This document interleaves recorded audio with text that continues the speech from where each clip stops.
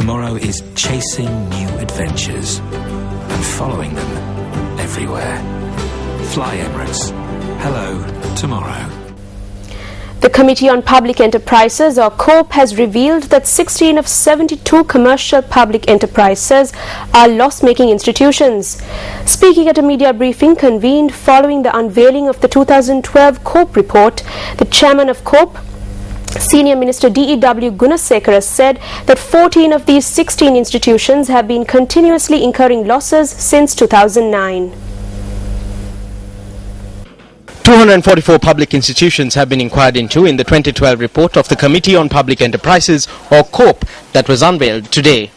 Not all of these institutions are institutions where you look at profits and losses. There are only 72 commercial institutions. Usually the media and the people tend to focus on these commercial institutions because profit and loss proposals are relevant to these institutions. Of these 72 commercial institutions, in truth, 16 are loss-making institutions. All 16 of these institutions have been listed in this report. Some have incurred continuous losses over 3 years, that is, in 2009, 2010 and 2011.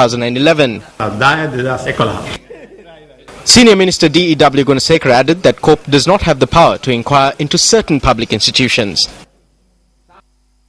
Now, when we called upon them, some of them came forward. We have inspected them. There are some who have not come forward as yet. We have made a recommendation to the Speaker to change the standing orders of Parliament and give us that power. Of the 16 loss-making institutions, about 9 make limited profits.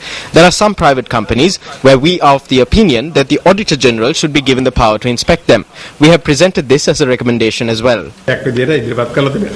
Gunasekara also pointed out that 4 institutions are responsible for 98% of the losses as a whole. The Senior Minister revealed that these institutions are the Ceylon Electricity Board, the Ceylon Petroleum Corporation, Sri Lankan Airlines and Mihin Lanka. There are various causes for these losses, not just the one. Sri Lankan Airlines is one major factor. When the institution commenced, they commenced with no capital. You cannot commence such a major institution with no capital. Capital was secured through bank loans. They have not paid back these loans, neither have they paid back the interest on these loans.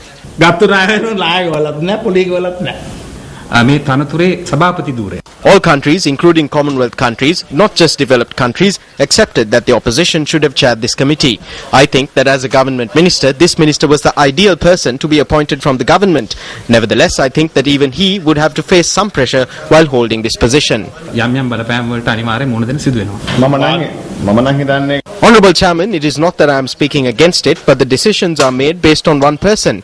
Even if someone from the opposition is appointed, it would be pointless if the proper questions are not being asked, if the proper functions are not being carried out, and if proper leadership is not given. This time around, it was evident that even though he is a government minister, he carried out the task even better than if an opposition MP had chaired this committee.